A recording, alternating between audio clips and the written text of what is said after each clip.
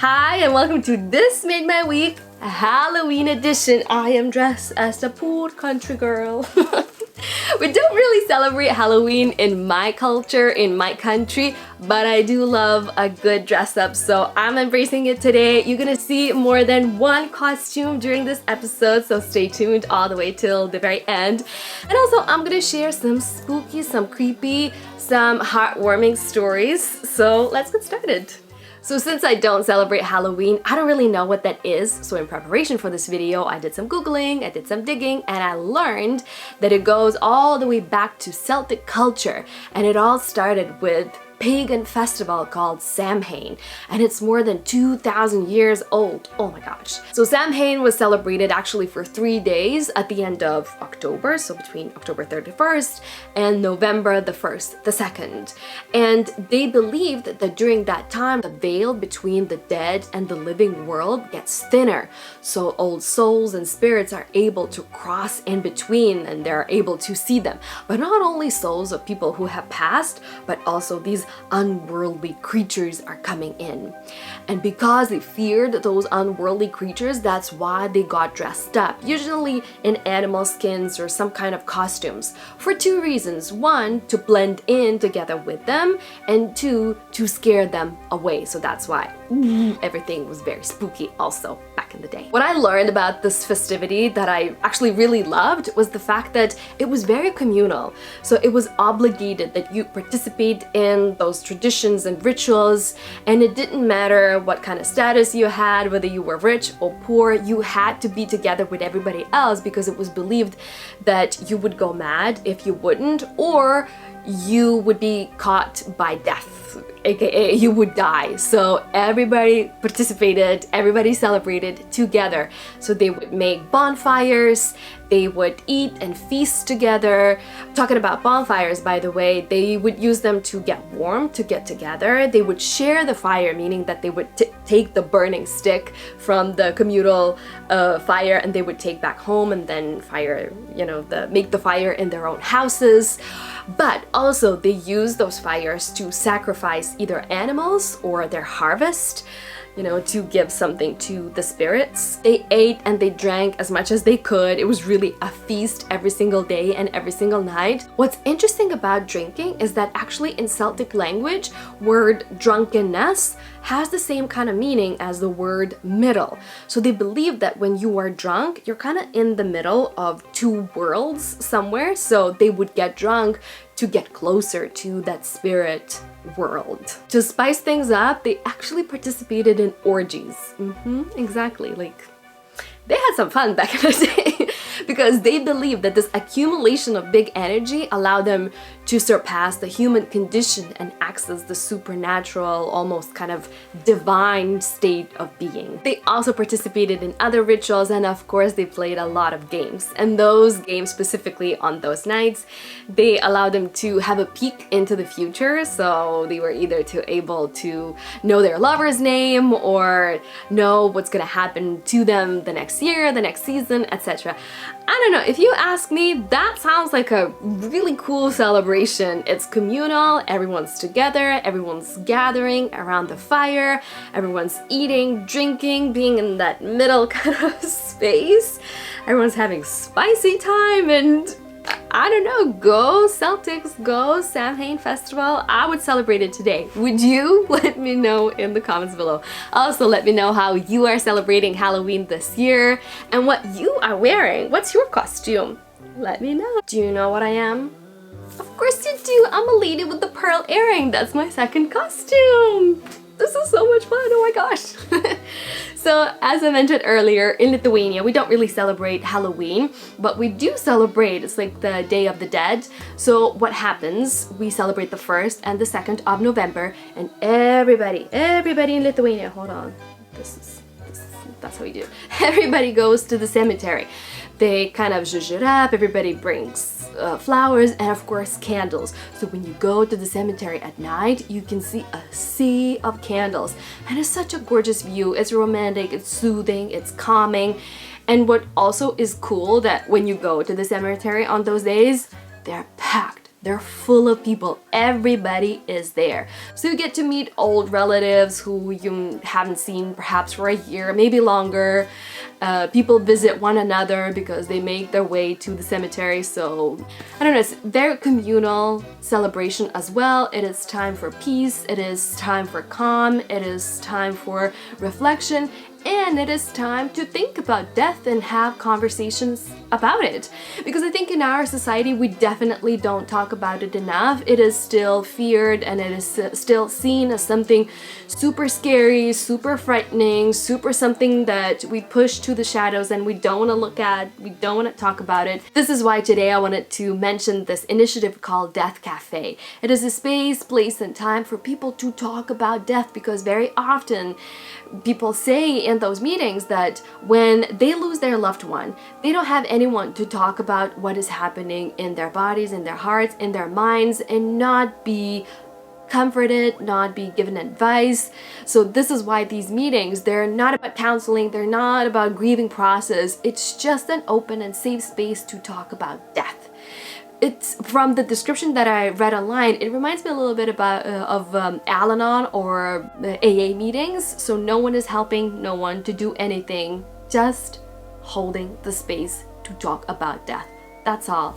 Very often these meetings are being held by death doulas. So just like we have birth doulas who deliver babies, there are also death doulas who help people to transition into the afterlife. They have conversations with them, they comfort them, they answer their questions, they support through the process. So these death doulas are very familiar with the process, with the experience itself of a death. So I think they are perfect people for that. But it's not just for doulas, it's for anybody and everybody who are not afraid of those conversations. You can head to their website. I'm gonna leave the link in the description down below and you can check it out, all the resources. They have many blog posts, they have their art gallery, their video gallery.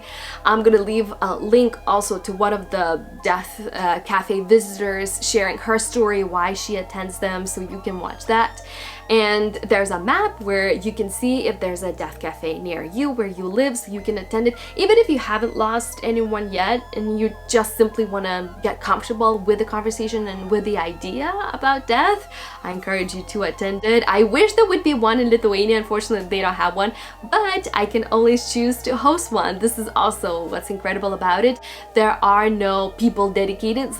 It's volunteer based, so anyone can hold it. They have a manual that helps you through the process, but basically it's led by people, it's for the people. So I think these safe spaces to share, to be, to open up, they're truly sacred. They create this ritual, they create this container, and I'm so glad that these spaces do exist. Here's my next costume. I am a very French mime. Since it is the spooky season and I have this expressive face painted all over me, let me tell you my spooky experience. So first of all, I don't believe in the supernatural. I've never believed. I always question everything. I was always like, maybe, you know. I believe in energy, but I don't believe in spirits coming and visiting us. None of that stuff. And I always expect that there's an explanation for everything until I had my experience that I don't have explanation for. I'm not sure. I assume there is an explanation, but I just don't know. So basically, this is my parents' house. We moved here when I was 6, and at some point, I think between ages 9 and 12, my grandma lived with us. She had diabetes and she had dementia, so for those 3 years, her health progressed and it got worse and worse and worse and worse. But before she got really, really sick, she and I, we had a really good relationship. I used to look forward coming back home and spending time with her. She used to help me with my homework and we would just hang out and be together. But then as her dementia progressed, I became a little bit more scared of her because she would not remember me, and for me as a child it was confusing. I would never know when we would have a perfectly normal interaction, when she would not remember me or she would talk, nonsense. So it was kind of scary, and then it got even worse. She wouldn't really get up from her bed and she would call my name at night, and I would used to hear her, voice downstairs. Anyway, so it was a little bit creepy. eventually she passed away in that room downstairs. So for a couple of years I was afraid of that room. There was, you know, just the spooky energy, and just the fact that somebody died in our house while I was in the house. It was spooky for me as a child. But over the years I got over it. I'm not afraid of this house at all. Like, I'm totally comfortable. I could be here by myself at night. I could sleep alone in this house. It's fine. And then a few years ago, I had my very first experience. Justus was upstairs. We were alone in the house. Justus was upstairs. I was downstairs dusting. It was spring, summer, but all the windows and all the doors were shut. There was no wind. Nothing was moving. I was dusting, minding my own business, and kind of in a good mood in the middle of the day. And I felt this right here in my neck. I paused, and at first I thought maybe there's wind coming from somewhere. Maybe Justus opened the door, the window, you know, or there's a bug in my hair. Kind of moved a little bit, looked around, and did not pay too much attention to it. And I continued dusting, and then the second time, then I paused, and I was like, wait a minute. I walked around, I checked for sure. There are no windows open, no doors open. I'm alone, nothing is happening. So I was like, okay, I'll just continue dusting. I continued dusting. It happened the third time. Then I freaked out. I threw the stuff in the air, and I went to Justus and I told him the story. So to this day, I don't know what happened, why it happened. It's just one of those things. And then, not too long ago, maybe 3-4 months ago, in this house, again, I was downstairs by myself. Justus was upstairs in the middle of the day, just a regular old day. I was in the kitchen making coffee, kind of trying to turn on the TV, and I heard right next to me, somebody did this on the counter. I thought, oh, Justus came down or somebody came over. I look around and there's no one there. But it was so clear, like just like this, just like I'm doing it right now, so loud, so clear, so close to me, but there was no one there. That kind of freaked me out a little bit, but still, I don't feel afraid, I don't feel spooked, just in the moment, you know? I assume maybe that's my grandma coming and saying hello, but these are two experiences in my life that I experienced, that I had, that I can't explain, and that are kind of weird. So that's me. Let me know in the comments if you had those experiences. I'd love to hear spooky stuff and spooky vibes from you. Well, who do we have here? Just regular mortals watching this vampire show.